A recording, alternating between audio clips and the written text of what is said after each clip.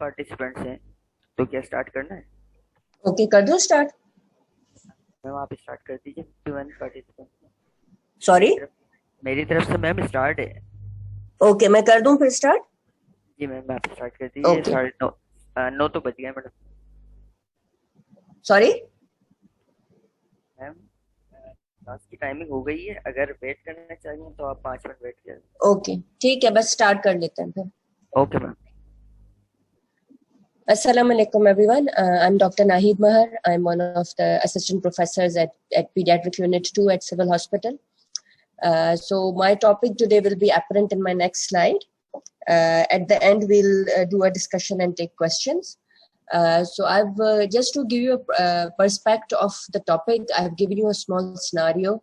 And just for 2 seconds, just think over what could your diagnosis be. And obviously the topic is apparent, so you know what the diagnosis is. But see if you can relate the diagnosis to this scenario. So an 8-year-old boy who had an upper respiratory tract infection about 2 weeks ago is now complaining of joint pain. And on physical examination, you are finding inflamed joints with the signs of tenderness, redness, and swelling. And of the right as well as right ankle and left knee. So there are 2 joints that are involved. And there is a murmur that is grade 2/6 along the apex of the heart on cardiovascular examination. So I'll give you 2 seconds to formulate and digest this and come to a conclusion why the diagnosis of this would end up to be a rheumatic heart disease.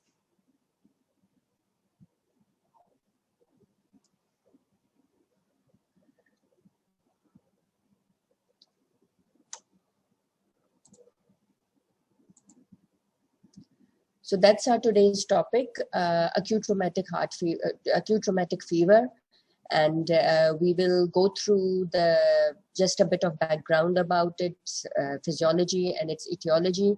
And then we'll proceed to the clinical findings that we get in rheumatic fever. And in the end, we'll discuss the management. So just to give you a bit of interesting history about rheumatic fever. So the symptoms of acute rheumatic fever, which can be described as a syndrome because it's a combination of a few clinical signs that are put together, and anything that has similar clinical presentation can be termed as a syndrome, have been recognized since about 16th century. But its affiliation that it's due to or secondary to the tonsillitis or pharyngitis or upper respiratory tract infection was first described in 1889. And then after that, in 1944 was when a proper diagnostic criteria for acute rheumatic fever were developed by Duquette Jones. And these have been since revised in 1992. And these are the latest guidelines that we follow in diagnosis of rheumatic heart disease or rheumatic fever. So just to give you an idea why this topic is so important, I've just put a slide on the impact of rheumatic heart disease. So what are the implications if somebody has it? So rheumatic heart disease remains the single most common cardiovascular disease in young adults and adolescent patients who are in need of heart surgery. And this outweighs congenital heart defect by 4-folds. So the need for young adults to end up having a heart surgery is 4-folds higher than those who require congenital heart defects. So it's a huge implications for the surgical services as well as for the patients in this age group. The mean age of patients who need surgery is 20 to 25 in developing countries, while this age is much later in developed world for some reason. And 20 to 25 is mean age, but it could be earlier as well. So it could be in their late teens as well.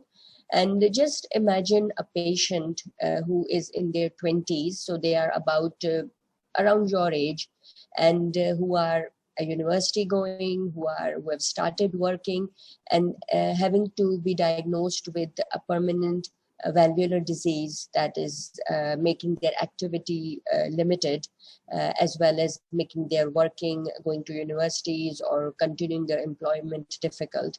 And the implications of that on the family, if it's a low socioeconomic family where the person is a breadwinner, just imagine the implications that this can have on such a family of having a prolonged illness, losing a job, or having to drop out of university because of such a condition.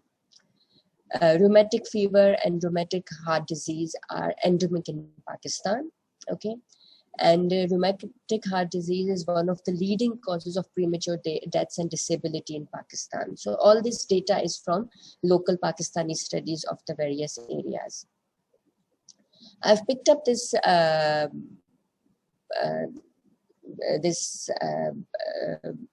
map of the world, and this is comparing the burden of rheumatic heart disease in 1970 to 1990, and then it's compared it to more recent data from 1999 to 2011. Now, you can see the prevalence of rheumatic fever in the graph here with the colors, where green is less than 1 and purple is more than 10 cases per 1,000 of rheumatic heart disease. Now, there are a lot of white areas in the top map, the map from 1970s, and that is mostly due to decrease in reporting these cases or even diagnosing these cases. Just to make it simpler, I want you to concentrate on the map of Pakistan. There are apparently no cases in Pakistan reported in 1970s, and that is due to lack of awareness and lack of reporting these cases. No data is probably available from at that time. But then if you look at data from 1999, there are more than 10 cases in both India and Pakistan subcontinent. So the cases have increased. And there are more areas that are covered in the lower map, again, because more and more cases are being diagnosed and more cases are being reported. That's why the world has got more cases. And it would be interesting to see that more recent data will probably still show a similar trends in prevalence of rheumatic heart disease in Asian subcontinent. Whereas the disease has been reduced a lot in developed world. So what does the pathophysiology of rheumatic heart disease tell us? Rheumatic heart fever is a systemic illness, as we all know, and it may occur following group B hemolytic streptococcal pharyngitis in children. Okay, so group B hemolytic streptococcus, which is also termed as gas, group A streptococcus. This is the main organism or group of organisms that this condition has been affiliated with. And the use of antibiotic and other preventive measures has reduced the incidence of this condition around the world. The figure that I've quoted in the brackets, that's 3.3 to 3%. So the patients who have got patients who have got a group A beta hemolytic streptococcal infection in the throat, out of those patients, up to 3% patients go on to have rheumatic fever. So the incidence is not really that high, but it varies from different parts of the world, and there must be multiple factors that are involved in this, rather than just having an autoimmune response to the connective tissue, which is the postulated theory behind this. The actual mechanism is not well understood up until now, although there have been lots and lots of research into this topic. But this is clear that there is some association with group A streptococcal infections and more of the pharyngitis. The skin infections, however, for some reason, do not cause acute rheumatic fever. They are more associated with acute glomerulonephritis. The other important things in pathophysiology is virulence of the strain. So not all type of this group of streptococcus causes the rheumatic fever. There are only certain virulent types which are numbered according to when they were discovered. They are more likely to cause a rheumatic fever rather than the others. Acute rheumatic fever and its most serious complication, that is rheumatic heart disease, are believed to result from an autoimmune response. However, as I said, the exact mechanism is not clear. A bit about epidemiology. It usually occurs. So, we are talking about the pathophysiology and etiological agents, but who is it that will be affected by this bug and go on to have acute rheumatic fever? There are certain circumstances or certain factors that have been associated with this. Usually it occurs between age 5 to 15 years of age. Males and females are equally affected, so there's no difference. And things like overcrowding, poverty, and lack of access to medical care, like in our sort of part of the world, contribute to the transmission. And the fact that the disease has almost been eradicated from the developed world is mainly based on this, because there is not overcrowding, the medical care is improved there, and preventive medicines and vaccinations are more into accessible to the common people. Therefore, the disease has reduced to almost negligible amount in developed world, while it still continues to exist in our part of the world. And that's the reason why the etiology and the mechanism how it affects is still not very clear. That although group A streptococcus does still exist in the developed world, and people do get pharyngitis, and people in the same age group get pharyngitis, but they don't go on to develop rheumatic heart disease. So there must be genetic factors, there must be other environmental factors, and there must be due to the use of judicial use of the antibiotics that contribute to this, and more complex autoimmune and immunological based mechanisms as well. So I want you to understand two main concepts here. So there are two things that we are talking about. There is acute streptococcal infection. So the group A streptococcus or gas causes a pharyngitis, okay? And this will be an acute infection at the time when the bug actually infects you. So there would be sudden onset of sore throat. There will be pain on swallowing. There'll be fever, headache, sometimes abdominal pain, nausea, and vomiting.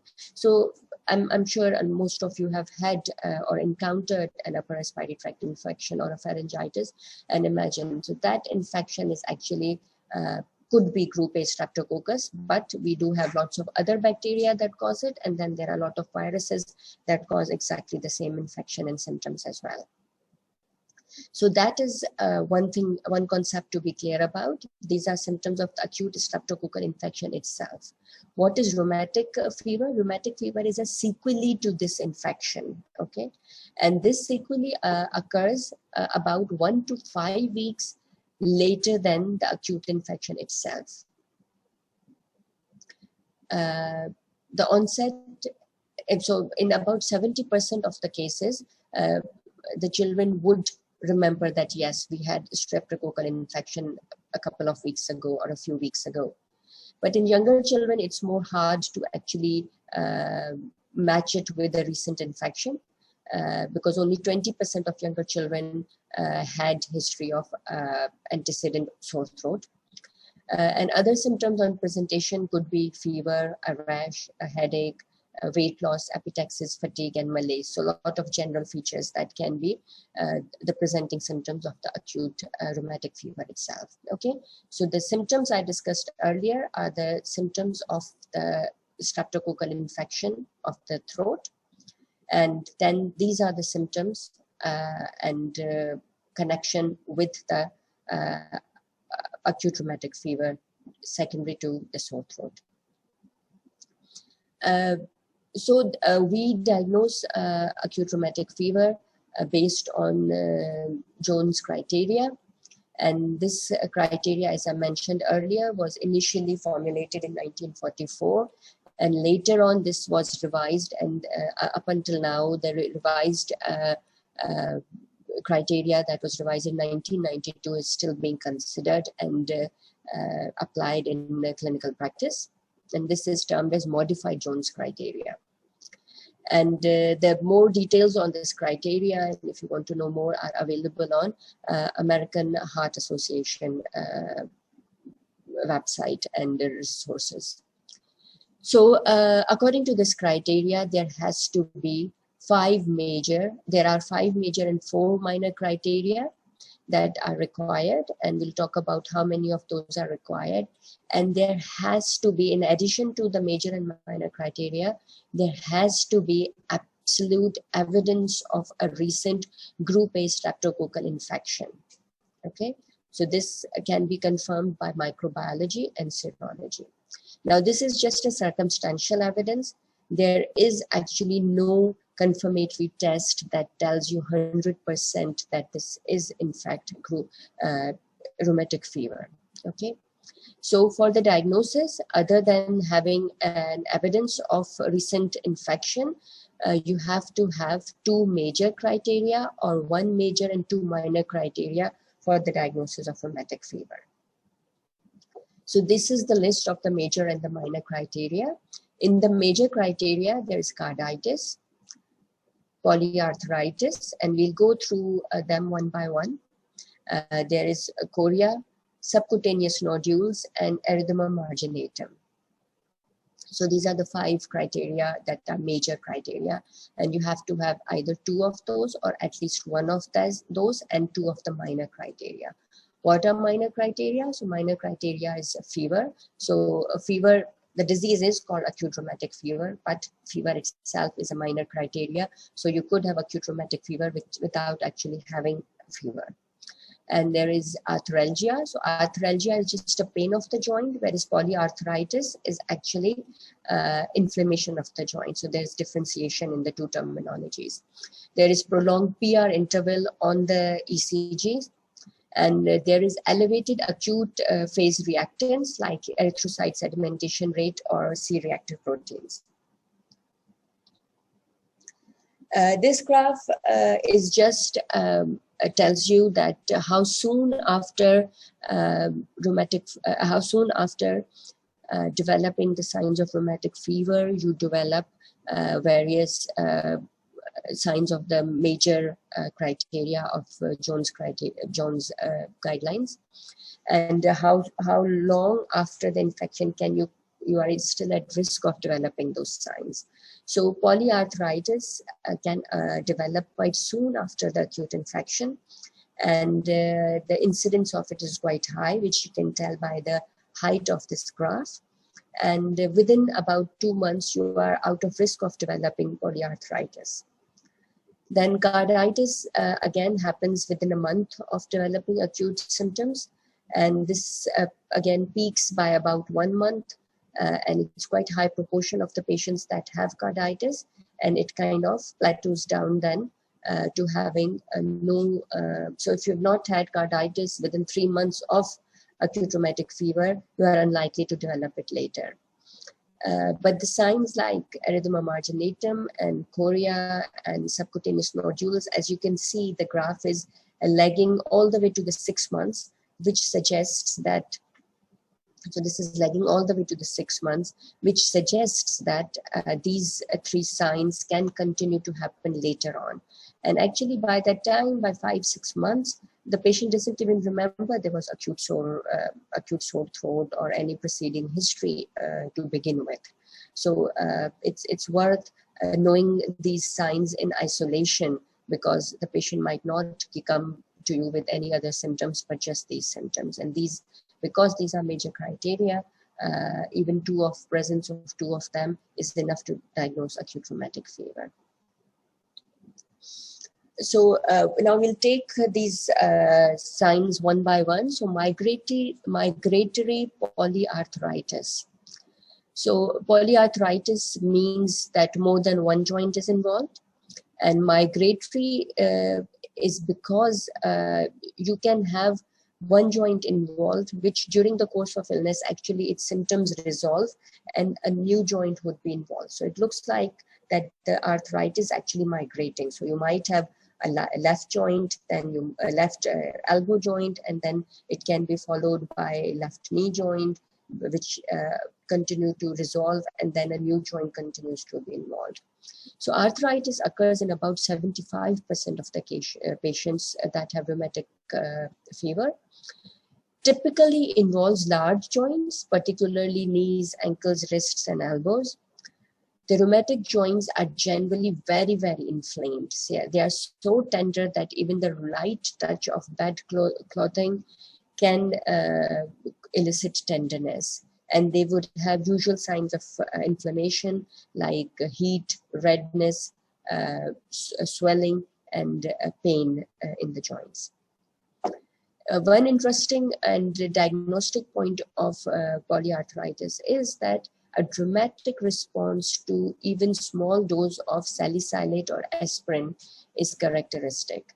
So if the joint involved does not respond to aspirin, then you can actually consider alternative diagnosis. And you know there are a lot of other conditions that can cause arthritis, so you have to look into those if you haven't found any other criteria to match with rheumatic fever and the patient has not responded to the aspirin. Carditis is the most debilitating and long-term consequence of rheumatic fever. It's the most serious manifestation that occurs in 40 to 50% of patients. It may lead to death in the acute phase or at a later stage because it does leave a permanent damage to the heart. And if not treated or not diagnosed, then the consequences can be quite dire. And it's actually pancarditis, which means any tissue of the heart could be involved. So it could be the endocardium,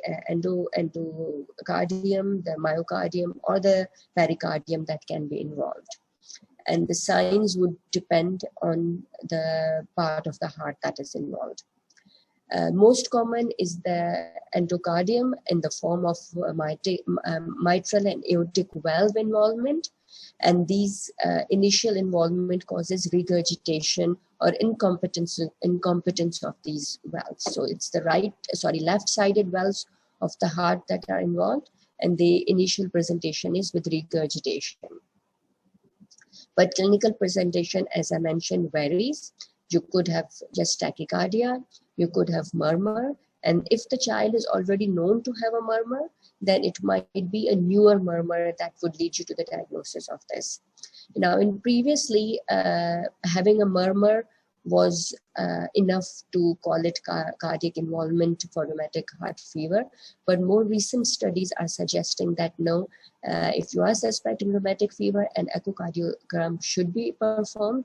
And if you see any signs of valvular involvement, then you should still call it rheumatic heart disease in the absence of having a murmur. Because if there is a mild regurgitation, you might not have a murmur. You can have signs of pericardial effusion, like pericardial rub or muffled heart sounds. You could have signs of congestive heart failure, which will show as cardiomegaly on your clinical examination and chest X-ray. And similarly, a gallop rhythm would also indicate that there is heart failure. Then you can have changes on ECG, like I mentioned, you can have a prolonged PR interval. You could have low voltage ECG changes because of the pericardial involvement, and you can have a cardiomegaly on the chest X-ray. So these are all symptoms and signs of carditis. The major consequence of acute rheumatic fever is chronic and progressive valvular disease. So once the valve has been involved with the acute illness itself, which the acute rheumatic fever, the damage continues. The damage does not involve there. And remember, we'll talk about this later. Once you get acute rheumatic fever, you are at risk of having repeated gas pharyngitis or gas infections. And every time you have a repeated streptococcal infection, the damage to the heart is more and more. And the valves that initially presented with the regurgitation now become more and more stenotic and lead to a decision by the cardiac surgeons to have a valve replacement. And also these damaged valves put the patient at a risk of having increased endocarditis in future. The next major criteria is a subcutaneous nodule. This is rarer than the other two major criteria that we have just talked about, namely polyarthritis and carditis. They happen in about 10% cases. So if you remember, the polyarthritis happens in 75% of patients and carditis presents in about half of the patients, so 50% of the patients with rheumatic fever. These are small, from 0.2 centimeters to 2 centimeters in diameter. And you have to know where to look for them to actually diagnose them. And what are their characteristics? So they are firm, non-tender, mobile, and isolated or in clusters. Okay, so you might have just one along a tendon, or you might have a few nodes together forming a cluster. And they usually have a symmetrical distribution on both sides of the body. The most common places are along the extensor surface of the small and the large joints. So you might have them on your knees, you might have them on your knuckles, and you can have them on your scalp as well as along the spine. The significant association is with carditis. So if you have subcutaneous nodules, you have to kind of work a bit harder to look for carditis. So if you have not heard a murmur or found any other signs of carditis, you might want to refer these patients for echocardiogram to see that they might still have signs of carditis. And these can last for weeks. If you remember the first slide that I showed you, the subcutaneous nodules can last for weeks, up until 6 weeks as well. And they can appear quite later in the course of the illness. This is just a picture of Google that is showing you the nodules. I don't know how well you can see them, but you can see that there's a knuckle here, and next to the knuckle there's a small nodule, and also there are nodules along the spine. The next major criteria is erythema marginatum. Erythema marginatum again is rarer. It's about the same as subcutaneous nodules, so only in up to 10% of the patients with acute rheumatic fever.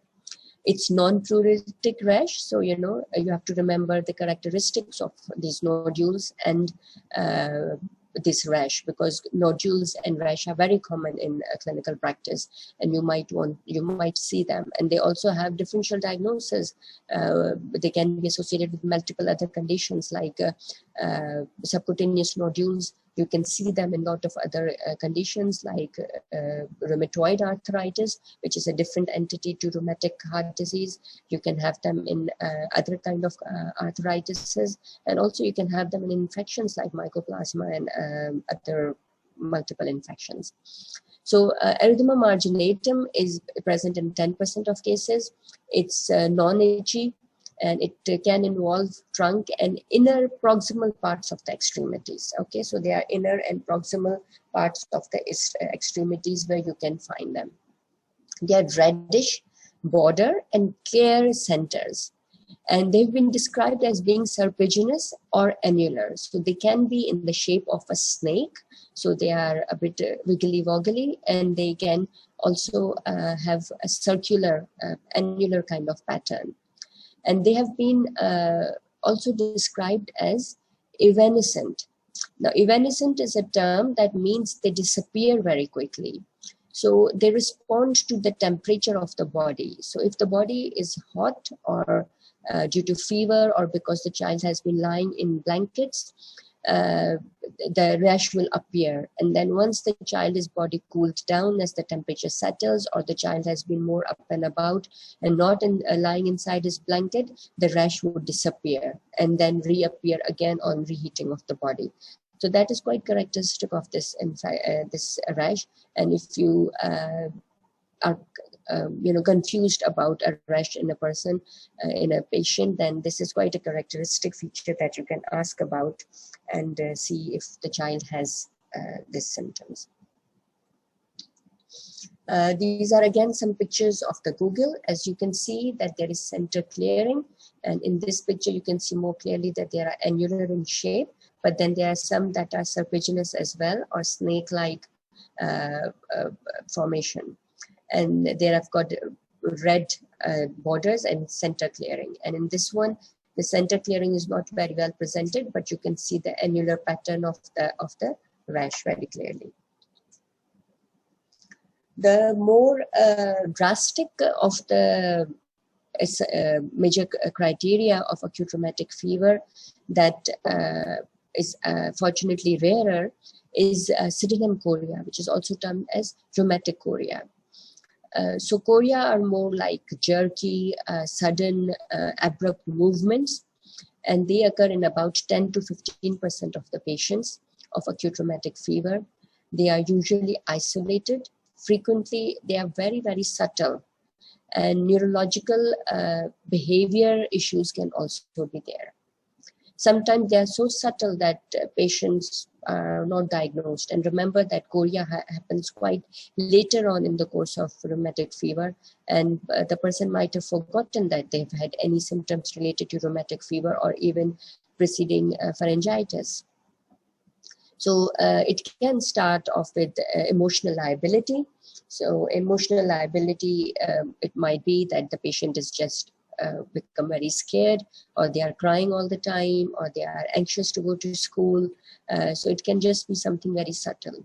There can be incoordination and poor school performance. And incoordination and poor school performance could be because the child is not able to maintain its handwriting, it's not able to maintain its dexterity of using, for instance, a ruler and a pencil, so the school performance is reduced because of that. Their handwriting becomes very, very difficult to understand. They can have uncontrollable movements. As I said, the chorea itself by definition is uncontrollable movements. They can have movements like facial grimaces and expiration of all these symptoms when the patient is stressed, and they disappear when the patient is asleep. This is characteristic of this chorea. Now, often these symptoms are perceived by the family as the child being difficult, or just doing a drama because the child does not want to go to school. So if you have such a child that's come to you in the clinic, you have to be carefully evaluating them for sydenham chorea, and there are other type of choreas as well, before labeling them as being psychological. And how do you elicit symptoms of chorea? One typical sign of sydenham chorea is milkmaid's crib. So when you ask the child to squeeze your fingers, the child would be contracting and releasing it, the examination. So that's like milking of the cow or any other animal. And that's how you will feel on your fingers that the child's grip is getting tighter and then loosening by itself without actually voluntary involvement of the child doing it. Then other symptoms are spooning and pronation of the hands when the child's arms are extended. So if you ask the child to extend the arms, and I'm trying to demonstrate this with my hands, if you can see. So when you ask the child to extend these arms, the arms will go up. They will pronate automatically. And the other thing that happens is your finger joints become extended and your wrist joint becomes flexed. So your hand becomes a shape of a spoon. That's why it's called spooning and pronation of the hands.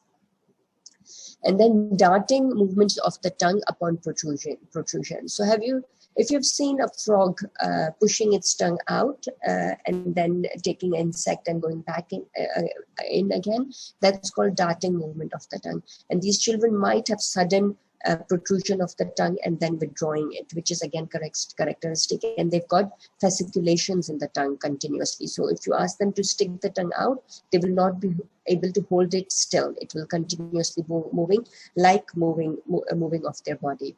And again, the other way to investigate this is by examining the handwriting of the children. So diagnosis of acute rheumatic fever has a high probability if you have had an evidence of previous infections with the streptococcal infection. So you've got a clear-cut history. And I'll tell you in the next slide what evidence we can gather. And there has to be two major criteria that we have just discovered. And then either you have one major and two of the minor criteria that we have I've showed you in the slides. The evidence of a previous streptococcal infection can be a throat swab. So remember, if there was a throat culture done, the throat culture will not be positive forever. However, anti-streptolysin O antibodies or ASOT titers can be present for longer period. And you can get IgM and IgG, and IgG tend to be longer and give you an evidence of previous infection. These are often, but these are also often elevated in children with other conditions like rheumatoid arthritis and henoch spondylitis purpura. Now remember, these terms are a bit confusing. Rheumatoid arthritis has nothing to do with rheumatic fever. It's a separate entity, which is now also termed as juvenile idiopathic arthritis in children, and that is a completely separate entity. And please do not confuse it with rheumatic fever. Then the other way to do is doing antibodies to streptococcus group A streptococcus, and you can also do anti-DNase and anti-hyaluronidase antibodies.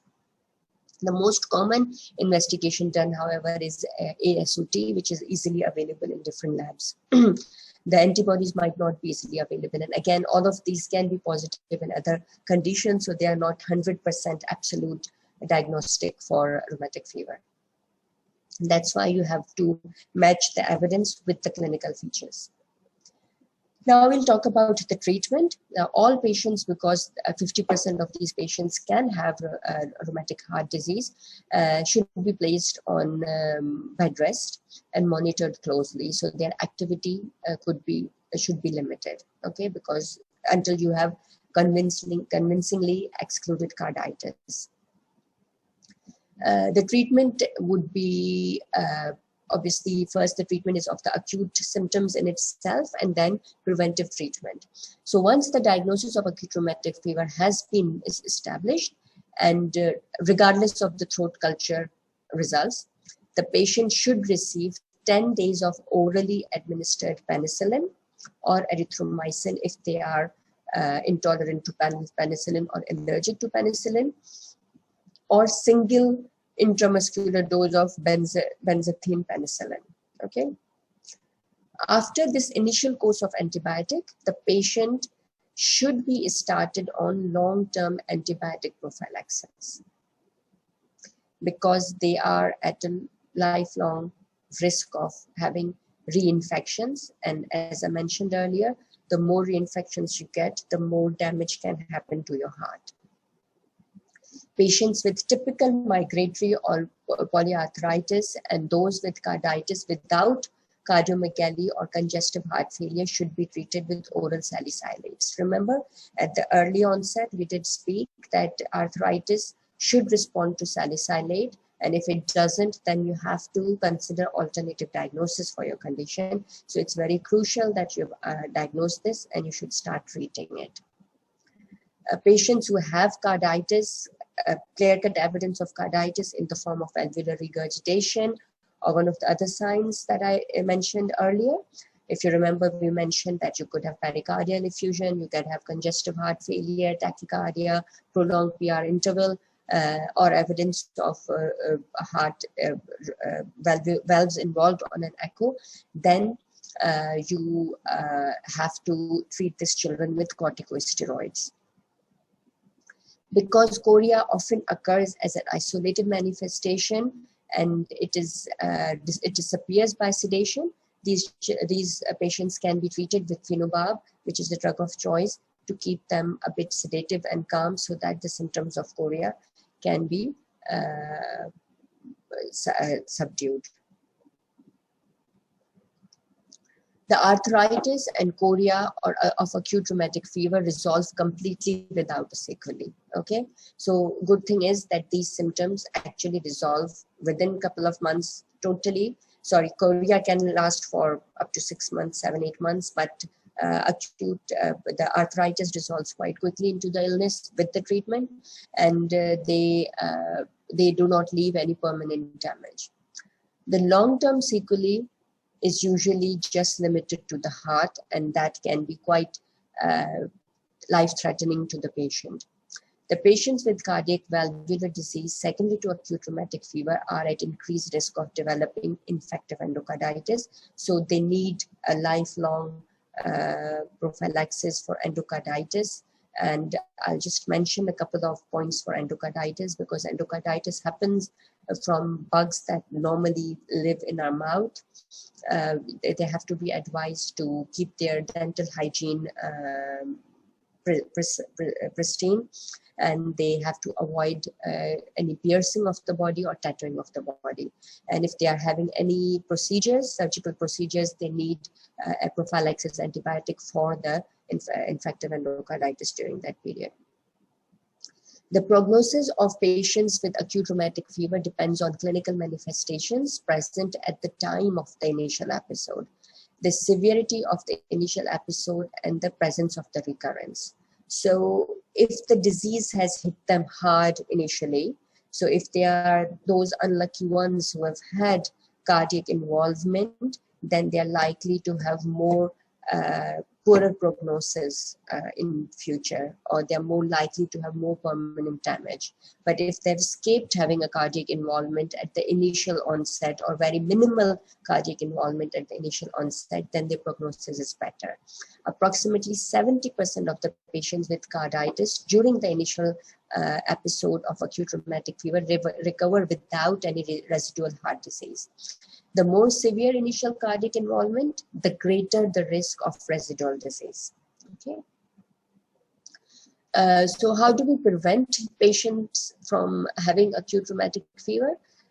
For both initial and recurrence episodes of acute rheumatic fever, on controlling the group A streptococcus infection of the upper respiratory tract infection. Okay, so avoiding meeting with the people who have got this infection and treating it early on with antibiotic. Primary prevention is appropriate antibiotic therapy is started before the 9th day of the symptoms of acute pharyngitis, is highly effective in preventing first attack of acute rheumatic fever from that episode. Now remember, in children, throat infections or upper respiratory tract infections are very common, and they're often due to the viral infections. But before labeling them virus, you have to consider a group A streptococcal infection. And if you think there is even slightest chance that it could be, then you should treat them with antibiotic, or you should investigate them with ASOTs or throat cultures at the start of the infection, so that you can diagnose it appropriately and treat them to prevent them from having rheumatic heart disease in future. The secondary prevention is directed at preventing the recurrence of the infections. So acute pharyngitis in patients has substantial risk of recurrence of acute rheumatic fever. So you have to make measures to stop it. The secondary prevention requires continuous antibiotic prophylaxis, which should begin as soon as the diagnosis of acute rheumatic fever has been made, and immediately after full course of the antibiotic therapy has been completed. The regime of choice for secondary prevention is a single intramuscular injection of benzyl penicillin, penicillin G, 1.2 million international units every 4 weeks. Now, duration of prophylaxis has its own guidelines, and that depends whether there has been cardiac involvement or not. Okay, and these are again based on the American Heart Association. If the rheumatic fever is without carditis, then you just treat them with IM penicillin for 5 years or until 21 years of age, whichever lasts longer. Rheumatic fever with carditis but without residual heart disease, that is no valve involvement, then the prophylaxis is 10 years or well into the adulthood, whichever comes longer. And rheumatic fever with carditis or evidence of valvular involvement, at least for 10 years since the last episode, of the infection or up until 40 years of age. So it's almost lifelong prevention that you have to give them. Okay. Now with that, I have ended my talk. I hope it was clear, and I hope you will go and read about it. And these are just a little bit of resources. You can take a picture of this that I have used for this presentation. I know most of you mainly use a pediatric book that is by Dr. Kundi, but I think for updates and newer developments in this condition, you have to go through the guidelines by American Heart Association and newer evidence that is out there in the literature. Tariq अगर आप unmute कर दें या अगर किसी को questions हो, then they can raise their hands and ask any questions, please. Okay ma'am, मैं अनम्यूट कर देता हूँ मैडम। अगर किसी को कोई क्वेश्चन होगा तो वो वेब से पूछ लेगा, या फिर जो है वो मैडम हमारा जो चैट है, चैट में भी क्वेश्चंस आ जाते हैं। ओके, तो मैं थोड़ा चैट में जाने की कोशिश करती हूँ। मैडम मोर के ऑप्शन में सबसे ऊपर चैट होगा। मोर के ऑप्शन में, ओके ओके।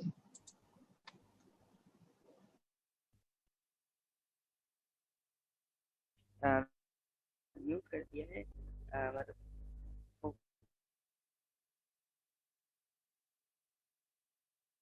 पूछ सकते हैं अगर उनको पूछना होगा तो।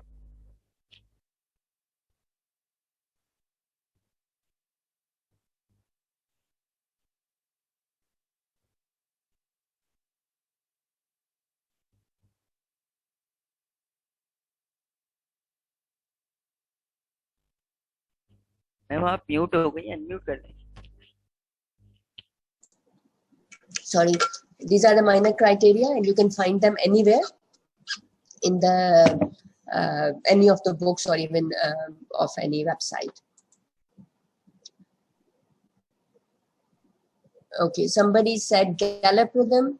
So if I'm not sure what you mean by the question, but gallop rhythm is a sign of cardiac failure, and that just sounds like galloping of the horses. So you have one heart, first heart sound, second heart sound, and in addition you can have a third heart sound. So you can, when all three heart sounds come in succession to each other, it sounds like galloping of the horse.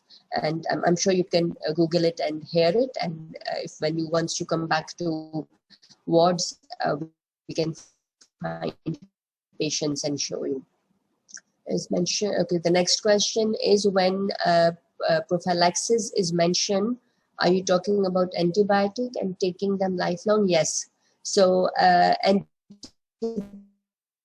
prophylaxis needs to be taken lifelong, as I described. In some cases, it's just for 5 years when there's no cardiac involvement, and or until they are 21 years of age. So for instance, at the time of diagnosis is 15 years of age. So if you give them prophylaxis for 5 years, that will take them to 20 years of age. But the criteria actually says, our guidelines actually say to treat them until 21 years of age, then stopping it. So yes, it is a bit of a difficult situation, and we lose people to compliance for this, because you have to have an intramuscular injection every month for many years, and this is the single most preventive measure that actually works, and we have to kind of really convince them and counsel them and keep them in our follow-up that every time they get this, they need to have this injection done. It can be done orally as well. The prophylaxis can be done orally as well, but oral prophylaxis, again, you lose them to compliance because you have to take this antibiotic 2 to 3 times a day and every day for life, which is more difficult to remember. And if you just have a card for a penicillin injection and you put a date on it and every month you go for it, it's probably easier to do it that way. Okay, somebody's asking what book I prefer. Kundi is a good one to get initial knowledge on the topic, but for in-depth knowledge and for more up-to-date knowledge, I think you need to refer to Nelson, the latest edition of the Nelson, and also do a bit of literature search and find some authentic articles especially guidelines for American Heart Association and other such resources. Okay. And somebody's asking, wouldn't that be counterproductive, such as antibiotic resistance? It is not, because we are using the very basic antibiotic. Okay, so we are using penicillin, and penicillin is the drug of choice for this. And yes, there are chances that you have resistance to it, but you have to weigh the benefits and the drawbacks